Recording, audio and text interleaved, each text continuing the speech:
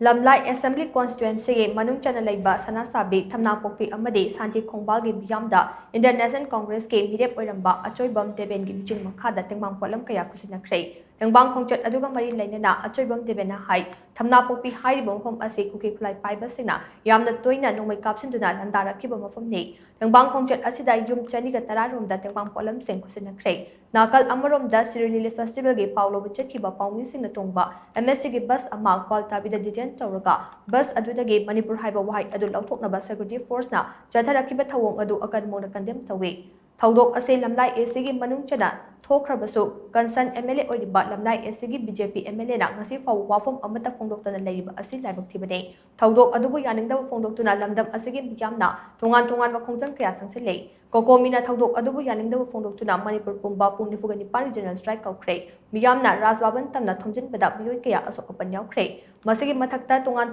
khumda maira khongchat amadi human gen semduna khongjang sangsilei pumnamak asi oiduna so concern MLA oiba LAMLAI AC gi MLA de ngasi faw wafom amata phongdoktana leide Karigidamak MLA asina Prime Minister Narendra Modi amasung Union Home Minister Amit Shah da achumba wayal fangnaba taksintabano haibase achabu wahang ama oidi hainasu mahna makha tana phongdokhe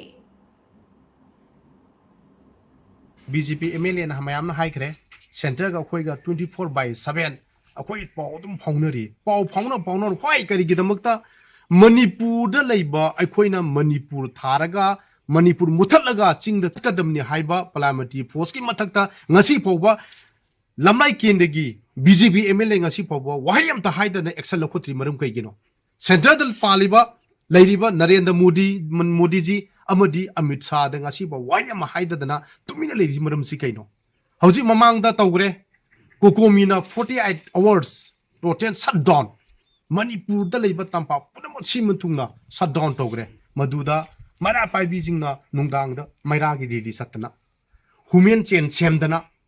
abni tongan da civil society mayam na condemn towi adu da manandate governor mayam thomjalaga Walta bigi thogdo ase masi yaningde masi governor amadi chief secretary na masi lale haijagat prajada haijagatami haiba kanjida sumba thogdo asida ngasi gi concern MLA LAMLAI gi concern MLA no wayam ta haidana tuminna leiri si karigino mana sale le si kaina